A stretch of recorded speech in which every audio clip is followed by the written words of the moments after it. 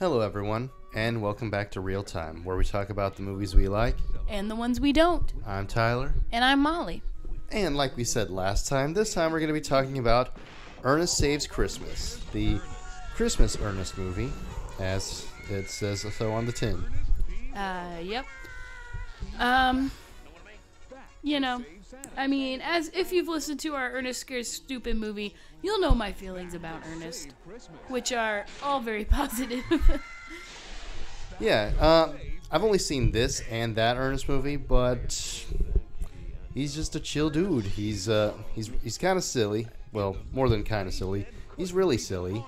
He's not the brightest, but he's got a big heart, and I feel like that's part of why he's so lovable. Yeah, he always does things for people. He always helps out. Unfortunately, he's a goober. Yeah, he messes up a lot, but he does have a good heart, and he tries his best. Yeah, between the two Ernest movies I've seen, which probably isn't the biggest sample size, but who cares? This one might be my favorite. I am partial to the Halloween one, but this one does come close, very close second. Now, this movie, of course, stars Jim Varney as Ernest P. Worrell himself. And this time around, he's driving a cab in Florida. And while we were watching the movie, you asked me if you think all the Ernest movies are canon to each other or if they take place in, like, a multiverse. Yeah. Do you think that there's multiple Ernests? Like, different Ernest universe? Like, one Ernest is a cab driver. The other Ernest is a dump truck driver.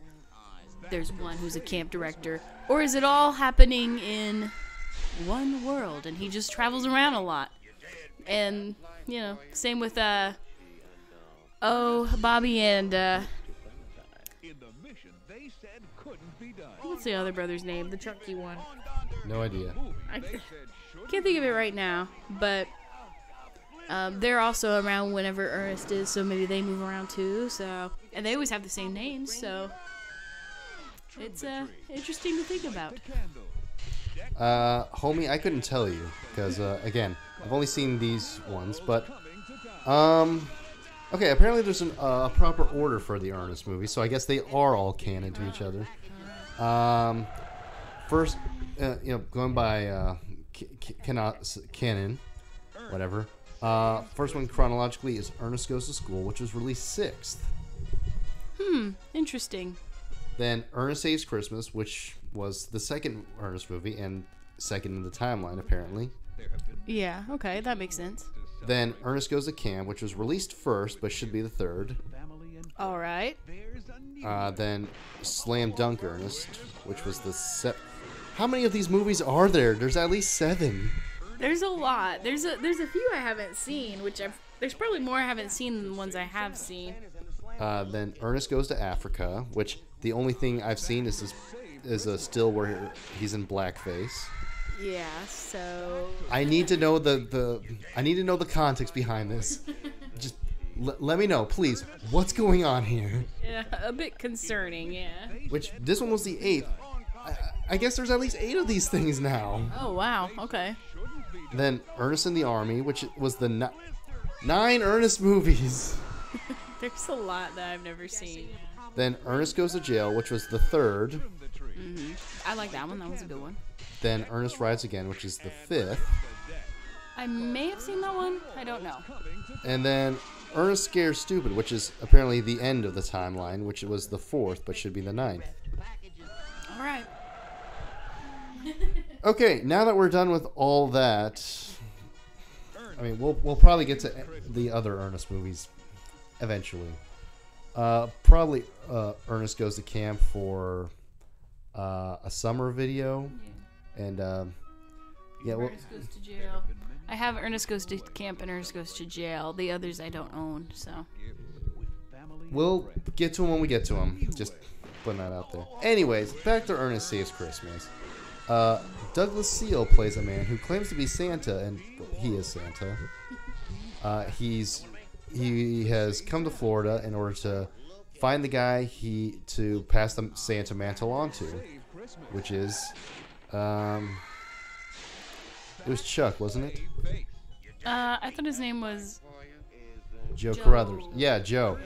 I'm just silly then. So he's passing it on to this guy, Joe Carruthers, played by Oliver Clark, who was a former kids TV show presenter, and now he does a puppet show in a children's center. Yeah, and he's very good with kids. We see he's a very nice guy. He really cares about the children that he is working with and how he presents himself on the show so the kids can look up to him. Yeah, which I think is part of why, well, probably the main reason why Santa chooses him to be the next one. Yeah, it's pretty obvious that he's a good guy and would make a good Santa. Noel Parker plays Harmony, a runaway teenager or young adult. It's kind of weird, but who Ernest picks up after she dines and dashes, and is trying to help Santa get pass on the job too. Yeah, she's the troubled character. Her character is the one who has to learn the lesson of Christmas, and she's not my favorite character. I think she's kind of annoying, but she does, grow as a person, so that's nice. And finally, from our main players, Billy Bird plays Mary Morrissey, the front desk lady of the Children's Center, who, she's not too incredibly important to the plot, but she's nice enough.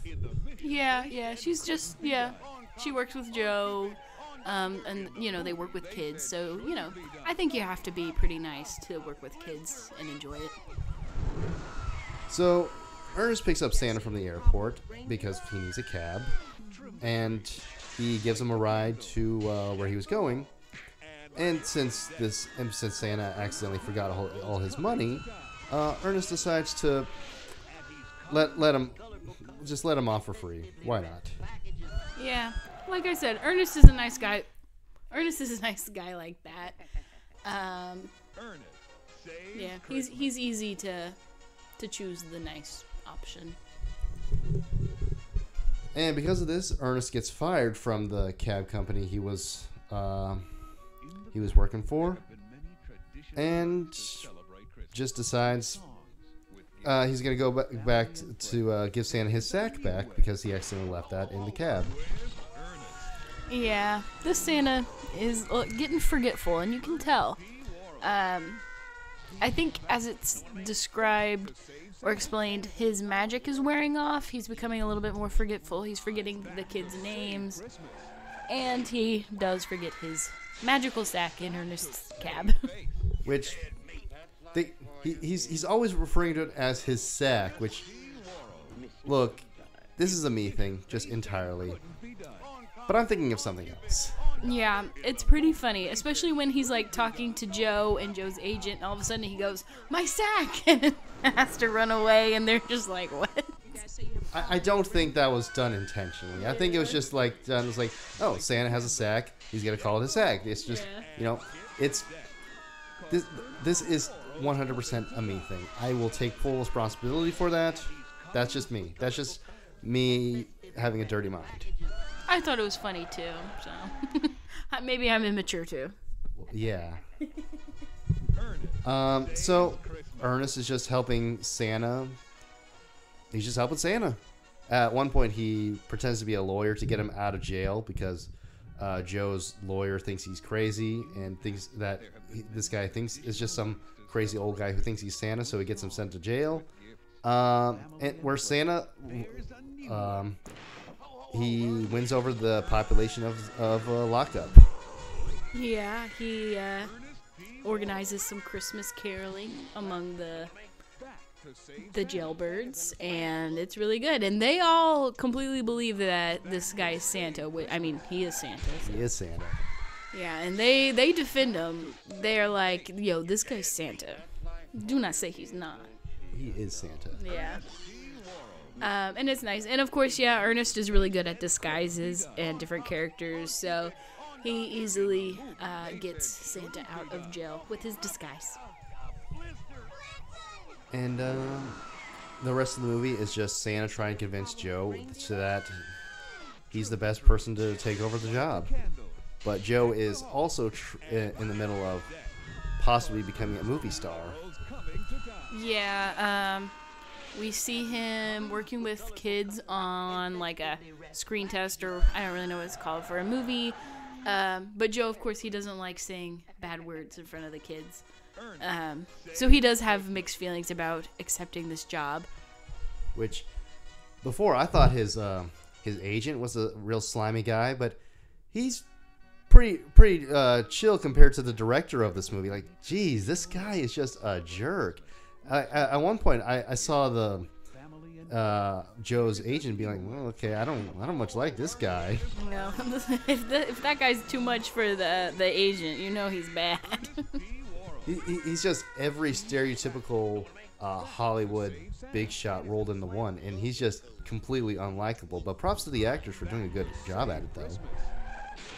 Yeah, we're definitely led as an audience to not like that guy at all. And, eventually Joe decides to become Santa after Ernest. Okay, so first off, when Santa flew into the airport, he brought his reindeer in crates along with him, because obviously Joe's going to need the reindeer. And they were held at customs, and they were just walking around on the ceiling because, of course, they're reindeer, they fly. And then the elves come to pick them up, and they try to get them over to the children's center. But Ernest, the genius he is, accidentally drives the truck over some spike strips, so they have to actually fly the sleigh. And he gets there. Yeah. We know Ernest is accident prone, so it does take him a while to learn how to drive the sleigh. He definitely drives crazy. The part that really cracks me up, though, is, I don't know why, maybe it just seems funny to me, but whenever he comes to a stop, he finally gets there, and he's just like... completely vertical. Yeah, completely vertical, stopped on the sleigh. That cracks me up. It's like, that don't make sense at all, but I'll allow it. Yeah. Mm-hmm. Pretty funny. And like we said, Joe eventually does agree to take up the mantle, and he becomes Santa in like an instant. Yeah. And he takes Ernest with him to deliver the presents for a reward for being good. Actually, originally, they wanted to make Ernest the next Santa. Yeah, Ernest is definitely nice enough and pure of heart enough to be Santa. However, like I told Tyler, I said Ernest would have been Santa, but the world needed Ernest. If he was Santa, he would be too busy to help the world. Well, how it goes is one of the earlier drafts had Ernest being asked to take the role of Santa, but studio execs didn't like this idea and asked for the Santa replacement to be a different character, which is an example of good studio interference, I think. I think so too, because if Ernest became Santa, like, what would happen next for him? He would just be Santa. I mean, yeah, that's kind of a too obvious way to go. It's like, yeah, it makes sense that they would do that, but like, I feel like it's someone who needs to really appreciate the spirit of Christmas, because at the start of the movie, Ernest already does. He's got Christmas out the wazoo. Yeah. His taxi cab's decorated. He stops on the interstate and backs up to rescue a Christmas tree that fell off of a truck. So yeah, he really loves Christmas. Yeah, no problems there. No need to convert him. He's fine. This other guy, on the other hand, he's not too Christmassy. Like, I get the feeling that he likes it fine enough, but it's just another day for him too. Mm-hmm. Yeah, I see that as well. I also get the feeling, I don't know if it said, that he doesn't have like a family. He doesn't have kids. Not really. Like, his kids are just the people are just the children he entertains and makes happy. Yeah. So yeah, that's all it is. Just no bad messages there. None at all. Yeah. Just entirely wholesome guy. He just doesn't care for Christmas too much. Yeah. So I feel like he's never really had a special Christmas. So maybe this was a way to get him to really appreciate the holiday and know that he's doing good work for the kids. Which, as far as story goes, this works perfectly.